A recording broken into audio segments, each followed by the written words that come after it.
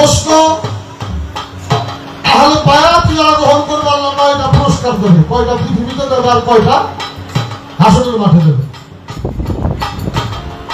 আরেক প্রশ্ন আসছে, আমার তো কারাগারের যে আলোচনা, এটা আমার ভাইয়ের কাছ থেকে শুনলাম না। ফাতেমা বিনত আসাদ তোমার জন্য কারাগার তওয়াফ করার জন্য গিয়েছিলেন, তওয়াফ করার জন্য। তওয়াফ আর মানব কিন্তু এক জিনিস না। আমরা মাজার জিয়ারত করার জন্য সবাই যাই, টেবিলে দেখে হাঁস মুরগি আর গরু ছাগল নিলে, হাঁস মুরগি গরু ছাগল নেই তারা যারা মানত করে তারা। আর জিয়ারতের উদ্দেশ্যে হাজার হাজার মানুষ যায়, তারা কারা গুটে নেয়। কাবা ঘর তওয়াফ করার জন্য গিয়েছিলেন, এই উদ্দেশ্যে আল্লাহর ঘর কাবা। গর্ভে সন্তান প্রসব করতে যে অনেক মায়েরা পৃথিবী থেকে শেষ নিঃশ্বাসটাও ত্যাগ করে, এরকম ঘর অন্তত সন্তান প্রসবের আগে শেষবারের মতো একটা ঘর কাবা ঘর তওয়াফ করবো। এমন অবস্থায় প্রসব বেদনা, চিৎকার দিয়ে বলে শুনে খোলা আকাশের নিচে যদি সন্তান প্রসব হয়, তোমার কাবা ঘর তওয়াফ করতেছে, যদি আমার ইজ্জতের ক্ষতি হয়, ওরা পুলিজ্জত তোমার একটা ওরা পুলিজ্জত ওই নামের খাতিরে আমার ইজ্জতের হেফাজত করে।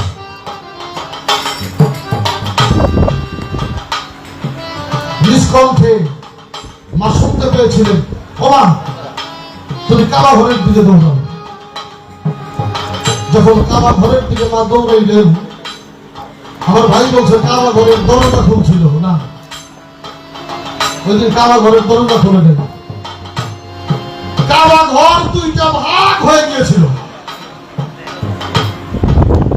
দরজার জায়গায় ছিল কাবা ঘর দুইটা ভাগ হয়েছিল সেদিন। আর এখনো সেই জায়গায় ফাটল আছে, যার কারণে কালো কাপড় দিয়ে এই কাবা ঘরের গ্লাভ করা হয়েছে।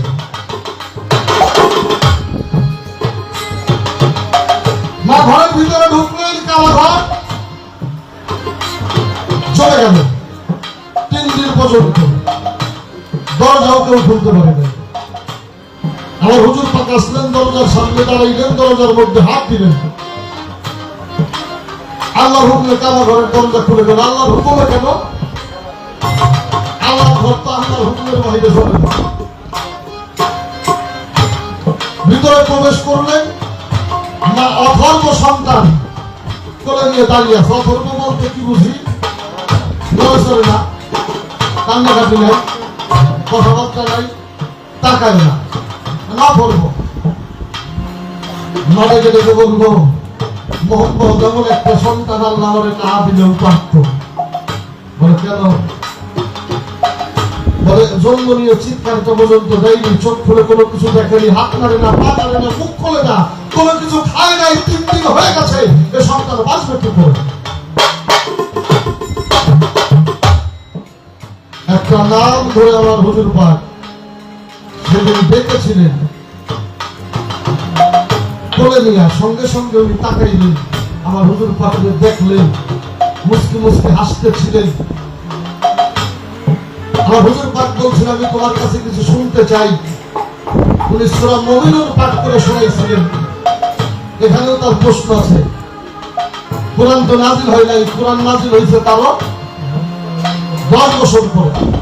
কারণ হুজুর পাকের যখন 30 বছর বয়স, তখন হইল মাওলা আলীর আগমন।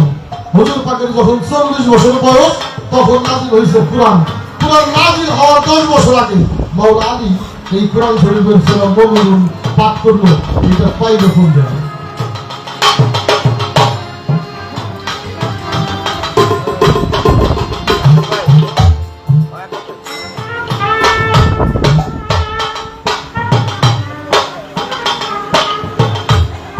কথা বলতে বলতে আর একটা কথা বলছে আমার ভাই, একমাত্র মাওলা আলী ব্যতীত কারা ঘরে কারো জন্ম হয় নাই। এইটা দলিল না, দলিল থাকলেও যেন আমরা না ভাবি। ভাই বর্তমান আহলে বায়াতের মানুষ যদি একটা দলিল না পাইতো, এখন আলীর অস্তিত্ব খুঁজে পাওয়া যেত না। এই বিষয়টা আমরা জানি কিনা? বর্তমানে আহলে বায়াত অর্থাৎ পাঞ্জাতন নিয়ে যেই দলিলটা সবচাইতে বড় আলোচনার সম্মুখীন, এই বইটার নাম হইল আল বিদায়া ওয়ান নিহায়া। যেই গ্রন্থের মধ্যে মাওলানা আলীর সমস্ত অস্তিত্ব তুলে ধরা হয়েছে। এই বইটার যিনি লেখক আবুল ফিদা হাফিজ ইবনে কাসির আল দামেশকি রাহমাতুল্লাহি আলাইহি, এই বই হইল দামেশকের লেখা। এর 139 পৃষ্ঠা, অষ্টম খন্ড 139 পৃষ্ঠার দলিলটা পড়লে এই বিষয়টা আপনিও পাবেন, আমিও পাবো। ভাই দলিল যেটা আছে ওটা না মানার কোনো কিছু নেই। দলিল যেটা আছে সেটা না মানার কোনো কিছু নাই। আর যে ব্যক্তির কথা বলা হয়েছে উনি সাধারণ কোনো ব্যক্তিও না, এই বিষয়টা একটু মাথায় রাখি। এখন বাইরে থেকে একটা প্রশ্ন আসছে, কি হ্যাঁ বলে আস্তে আস্তে কথা কম। এই যে আমরা মারা যাই, আসছি তো যাওয়ার জন্য, থাকার জন্য কেউ আসি না, তাই না? যাওয়ার জন্য আসছি, থাকার জন্য কেউ আসি না। আমরা যখন চলে যাই, যখন কবরস্থ করা হয়, কবরের মধ্যে যখন নামাজ ইমাম সাহেব বুকের মধ্যে হাত দিয়ে কয় বিসমিল্লাহ আলামিল্লাহে রাসূলুল্লাহ, আপনারে রাসূলের নামে শপথ করে দেওয়া হইল। তার প্রশ্নটা হইল, লালন ফকির বলেছে যেহি বলছেন সেই তো রসুল, ইহাতে নাই কোনো ভুল, খোদাও সে হয়, এমন কথা লালন কয় না, কোরআনে কয়। তাহলে একজন মুর্শিদ যদি নবী হয়, একজন মুর্শিদ যদি নবী হয়, খোদাও যদি সেই হয়, তাহলে এই লোক করে তারা তো তুলে দেওয়া। আর এই প্রশ্ন যিনি করছেন একজন কারি মানুষ, মানে আমার আশ্চর্য লাগছে এই জায়গাটায়। হ্যাঁ, উনি একজন কারি মানুষ, এই কোনো লড়াই জন্য কোনটা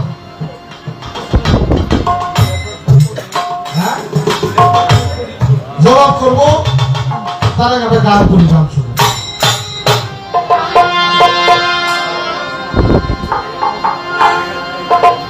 আল্লাহ যিনি পুবিয়া পাওয়ার বলা যাবি মাওলা যাবে সেদিন তুই যাবি পাক্কাই বান্দার হইয়া তুই কবরে তুই যাবি বেটা, পাক্কাই বান্দার হইয়া তুই কবরে তুই যাবি।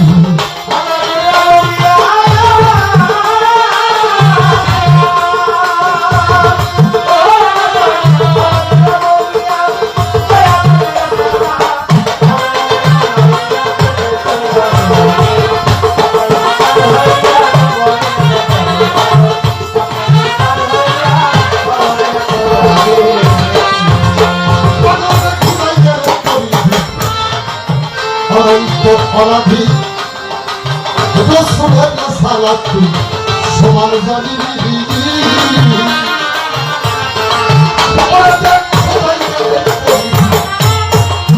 অনন্ত অনাধি রসুলের সালাত তুই সমান জানিবি।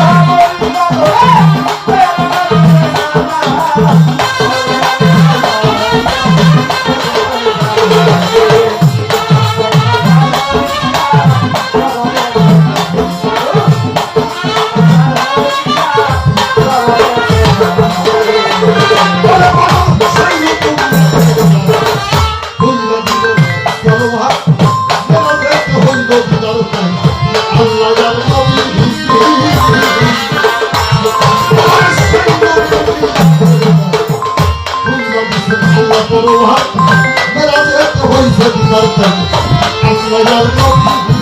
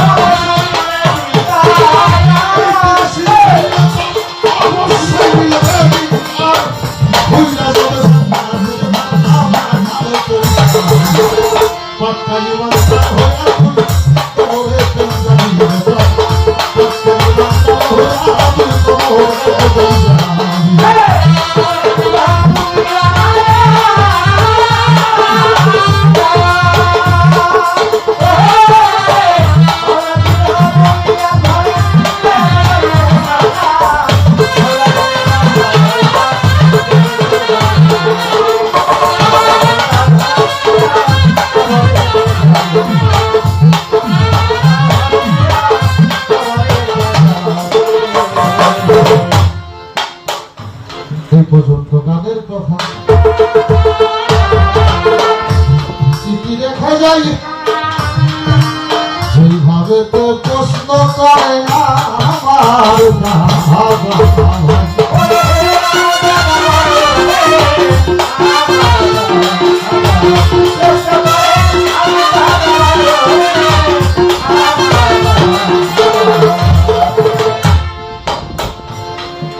অত্যন্ত চমৎকার চমৎকার কিছু প্রশ্ন তো আমাদের করছে। এরপরে কয়েকটা প্রশ্ন আমি করি, তুমি হলো প্রশ্ন করলে এরকম প্রশ্ন করবো। আমি তো খালি প্রশ্ন করার জন্য এই মানুষ খুঁজি।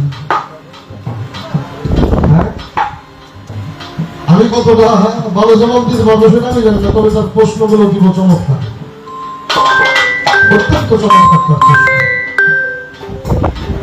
হিসাব করিয়া যেজন চলে হাসরে হবে না বিচার করালে তাই হবে। হঠাৎ করে দেওয়ান রশিদের গানের এই কথাটা বলার একটা কারণ আছে। হিসাব করিয়া যেজন চলে হাসরে হবে না বিচার করালে তাই বলে। নিশ্চিত ধরে অষ্টপাশ ঊর্ধ্ব করবে যাদের নববিধা ভক্তি জাগে তারা কখনো দুনিয়ামুখী না, তারা কখনো দুনিয়ামুখী না।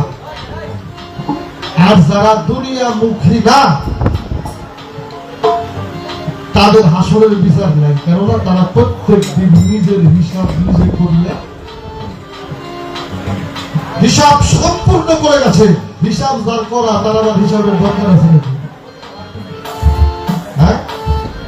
তবে একটা বিষয় আছে কি,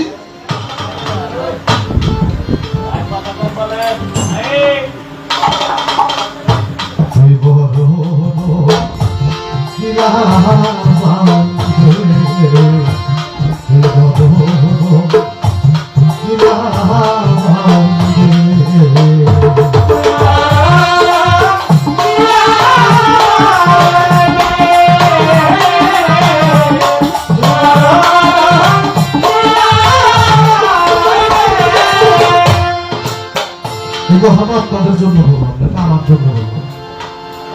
ভিতরের যে পাখি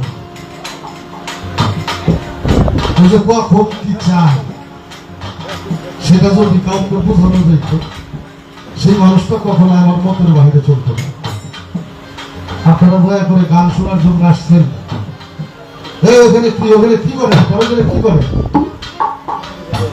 ওখানে করে কি জিজ্ঞেস করছে।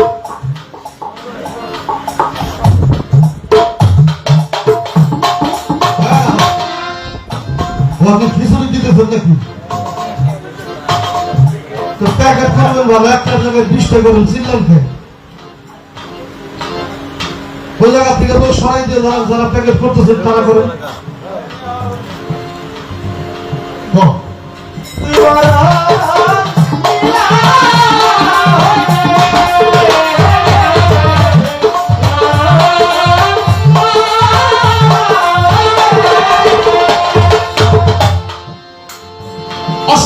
শুদ্ধ করবে যার নববিধা ভক্তি থাকে, সে নিজের হিসাব নিজে প্রত্যেক দিন করে শেষ করে।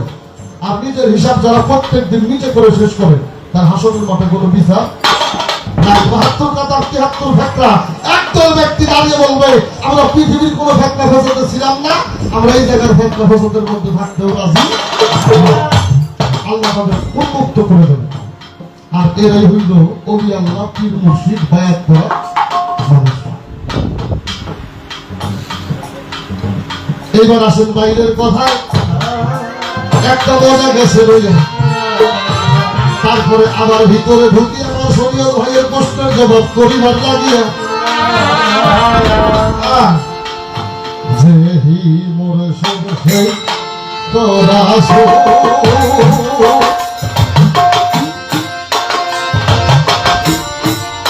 এই কথায় নাই কোনো ভুল, খুদাও সেই হয় এমন কথা লালন ভাই নাই কোরআনে কয়।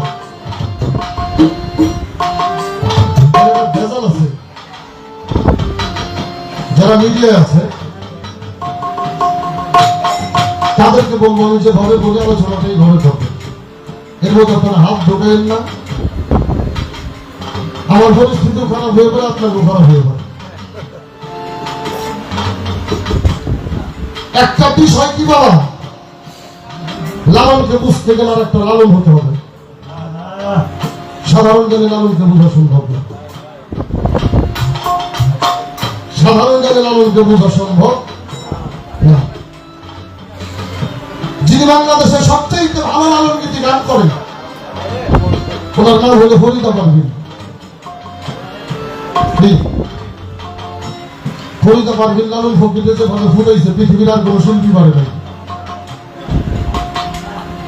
আমেরিকায় 3টে লালন কলোনি, যেখানে লালন রিচার্জ হয়। ফরিদা পারভিনকে তারা নিয়েছিলেন, কন্ট্যাক্ট করে তারা ফরিদা পারভিনকে নিয়েছিলেন। ফরিদা পারভিনকে যখন কন্ট্যাক্ট করা হলো মনে করছিল আমার নিয়ে গান গাইবে, কিন্তু না। অনেক ভিআইপি গাড়ি আর অনেক বড় বড় মানুষ দেখলেই বোঝা যায় কিনা। ওনারা এসে এয়ারফোর্স থেকে রিসিভ করে একটা জায়গায় গাড়ি ঠেকাইয়ে যখন ফরিদা পারভিনকে আগে আগে যাইতে বলে, ফরিদা পারভিন আগে আগে যায়, এদিক ওদিকে তাকায়, দেখে এই পাশে একটা রুম, এই পাশে একটা রুম, এই পাশে একটা রুম, এই পাশে একটা রুম। যেই ঘরের তাকায় ওই ঘরের মধ্যে লালন ফকিরের একটা করে ছবি। বড় ছবির নিচে লেখা আছে সহজ মানুষ ভোলে লেখনার এবং দিব্য জ্ঞানী। এটা আমি অনেক খানকার মধ্যে দেখছি। কোন ছবির নিচে লিখছে মানুষ গুরু নিষ্ঠা যায়, কোন ছবির নিচে লেখা সত্য বল সুপথে চলে আমার মন, কোন ছবির নিচে লেখা মানুষ ভজিলে সোনার মানুষ হল। এমন একটা জায়গায় নিয়ে ফরিদা পারভিনকে বসতে দিল, ফরিদা পারভীন তার নিজের মুখে বর্ণনা করেছে যেইভাবে চেয়ারটা সাজানো হয়েছে আবার বাংলাদেশের টাকায় এই চেয়ারটা ওইভাবে সাজাইতে গেলে কমপক্ষে 3 থেকে 4 লক্ষ টাকা লাগবে শুধু চেয়ারটা সাজাইতে। সবাই দাঁড়িয়ে আছে, আমি যতক্ষণ বসি নাই একটা মানুষও বসে নেই। আমি বসছি, সবাই বসছে, তোর মধ্যে একটা মানুষ জোর হাত করে দাঁড়িয়ে আছে। ফরিদা পারভীন বলল, আমি জিজ্ঞেস করলাম আপনি আমাকে কিছু বলবেন? উনি আমাকে বললো, এই জন্য আপনার সাথে আমাকে কথা বলতে হবে, এটা তো আমেরিকা, এখানে সবাই বাংলা বোঝে না, আমি বাংলা বুঝি, আপনার সাথে বাংলা আলোচনা করলে আমি ওনাদের সাথে ইংলিশে কথা বলে ওনাদেরকে বুঝাইতে পারবো, এই জন্য আপনি যদি অনুমতি দেন তাহলে একটু কথা বলবো। বললো ঠিক আছে। বললো আপনাকে আনা হয়েছে একটা উদ্দেশ্যে, এখানে কিন্তু গান করার জন্য আনা হয় নাই। হতভম্ব হয়ে গেছে, কেন? উদ্দেশ্যটা কি? বলা হইলে এখানে লালন রিসার্চ হয়, এখানে লালন গবেষণা হয়, লালন ফকিরের গান কথায় রিসার্চ করে, আলোচনা করে, কখনো কখনো সুপার কম্পিউটারের মধ্যে ঢুকানো হয়, সুপার কম্পিউটার থেকে ক্লিয়ার জবাব কখনো কখনো লালন কলমি নেয়। কিন্তু একটা গানের কথা এই কলমের আলোচনায় কারো থেকে সমাধান আসছে না, এই কথাটা শুধু বোঝার জন্য। বলে কি কথা? একটা গান আছে, আসতে হবে, এবার বোঝা যাবে, বোঝা এবার বোঝা যাবে, বোঝা কার্তিক বলা নিকালে ভগবান কে কথা, ভগবান কে কথা আসলে না হাপুর উপর দুঃখ পাইলে দুঃখ পাইলে এবার বলা যাবে, বোঝা কার্তিক বলা নিকালে গেরো গান গেরো কথা। শুধু বলা হয়েছে এই যে গেরো গান, আমার শুধু এই গেরো গানটা লালন ফকিরের ভাষায় বুঝতে চাই। ফরিদা পারভীন বললেন, আমি ভালো লালন গীতি গান করে আমাকে লালন কন্যা বলা হয়, কিন্তু আমি নিজেও জানি না সেই যে কখন কোন ভাবে কি লিখেছে। আমেরিকার গবেষণায় এই গেরো গান শব্দের বাংলা অর্থ হইল ছোট ছোট গর্ত, যেসব জায়গায় বৃষ্টির পানি হলে রাস্তা দিয়ে হেঁটে যাচ্ছেন, বৃষ্টি হয়েছে, জায়গায় জায়গায় গর্তে পানি জমে আছে কিনা? যদি বেখেয়াল ওই রাস্তা দিয়ে চলেন তাহলে হুসুর খেয়ে আপনি পড়ে যাইতে পারেন, পারেন কিনা? আপনার দেহে কোনো ক্ষতি হইতে পারে কিনা? কেন গান দিয়ে লালন ফকির বুঝাইছে একটি সাধারণ মানুষ যদি কখনো মহা মানুষ হতে চায় তার জীবনে এরকম ছোট ছোট গর্ত দেখতে দেখতে তারপরে পথ চলতে হবে, নয়তো মহা মানুষ হওয়া সম্ভব না। আর লালন ফকিরের গান যেই আগের, আপনি কি যেই শব্দটা বুঝেন? হ্যাঁ, এই যেই শব্দটা যদি বুঝি তাহলে এই গানটা বুঝতে পারবো। কুষ্টিয়ার ভাষায় একটা কথা আছে, যেই বাপ তো সেই বেটা, যেই বাপ তো সেই বেটা। এই কথার অর্থ হইল বাপ যেমন বেটাও তেমন। লালন ফকির বলছে যেহি বলছে, অর্থাৎ একটা গুরু একটা মুর্শিদের মধ্যে যে গুণাগুণ, এই সমস্ত গুণাগুণ হইল রসুলের। এই জন্য বলা হয়েছে যেহি বলছে, একটা মুর্শিদের সমস্ত গুণাগুণ হইল রসুলের মতো, সেই রসুল। অর্থাৎ উনি যে মোর্শেদ, এই রসুলের গুণাগুণ দেখলেই তার চেনা সম্ভব। যার মধ্যে পরিপূর্ণ রসুলের গুণাগুণ নাই, ওই মানুষটা কখনো নবী এই মোর্শেদ হইতে পারে না, বোধাও সে হয়। অর্থাৎ আল্লাহর গুণে গুণান্বিত হইল তার রসুল, আর রসুলের গুণে গুণান্বিত হইল যারা মোর্শেদ তারা। লালন ফকির ডাইরেক্ট বলে দেয় তোমার মুর্শিদি রসুল আর রসুলে আল্লাহ, তাকে লালন ফকির বলছে। এই জন্যই গানের যেই শব্দটা বুঝতে হবে, সেখানে তো দেখছে যেহি মোর্শেদ সে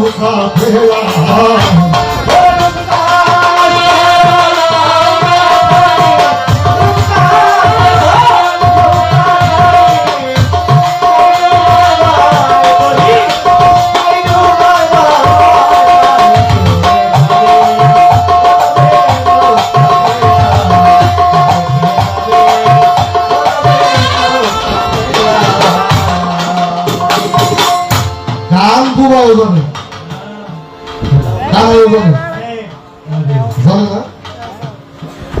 তেমনি ওদেরকে ভয় কি করে? গান জানে না, হিজবি কেমন করবে? খালি গান জানে না, শয়তানের ওষুধ। সুর ভালোবাসেন এই জন্যই তো ওষুধ, আর টান ভালোবাসেন এই জন্য শয়তান। গান সবাই জানে, কিন্তু বয়াতি হয় না। বয়াতি কয় না, বয়াতি হইতে গেলে বয়াতির যে ভাব ভঙ্গি এটা তার দরকার। হ্যাঁ, ব্যক্তি খলিল বাবা, ব্যক্তি খলিল বাবা। উনি যদি গুণ না ধরতে পারতো জানি বিশ্বাস হইত না।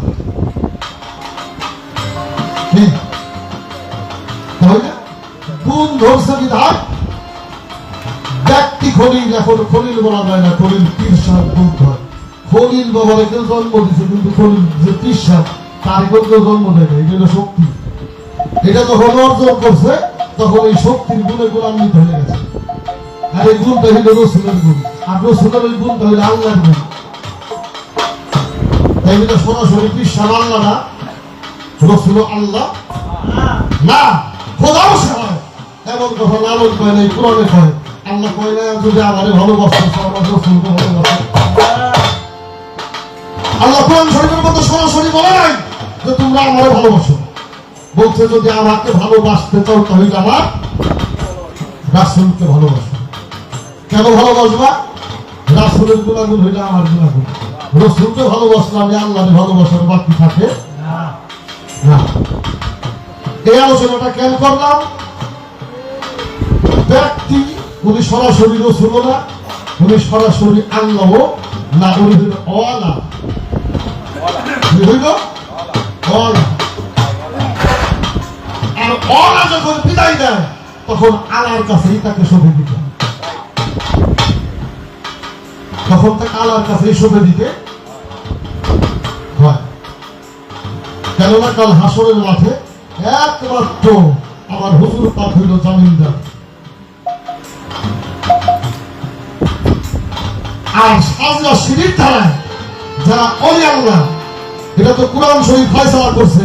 হে রাসূল, আপনি আপনার সারা জীবনের রিসালাতের বিনিময়ে আমার কাছে চান কি? আল্লাহ রাসূল বলছেন ওরা আহলে বায়তের মহব্বত চাই, আহলে বায়তের মহব্বত চাই। কাল হাসরের মাঠে আল্লাহ রাসূল দাবি করবো আমরা আহলে বায়তের মহব্বত যারা করবো আমি তাদের মুক্তি চাই, আমি তাদের মুক্তি চাই। তখন আল্লাহ বলবে ডাকুন আহলে বায়তের মহব্বত যারা করছে। আল্লাহ রাসূল বলবো আপনার আমার আহলে বায়তের মহব্বত যারা করছেন তারা আমার সামনে আসেন। এই যে তখন যাই বলে ফরিদ বিশ্বাস,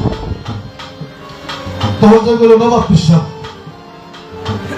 ওরা যখন যাবে আল্লাহ রাসূল বলবে ওনাদের যেই জায়গায় দিলে আপনার ভালো হয় দিয়ে দেন। তখন ওনারা বলবো যে আমারও কথা আছে। কি কথা আছে? আপনাদের অনুসরণ অনুকরণ আমরা করছি বিধায় আমাদের সাথে আমার হবে পাগলে না। আপনাদের অনুসরণ অনুকরণ করছে আমার মুক্তি হবে, আমার ভক্তের উপায় কি? তখন বলা হবে যে যারা অনুগত্য করেছে সে তারা সাথী করে না। এটা আমার রাসূলের আদেশ ব্যতীত কাল হাসরের মাঠেও হবে না।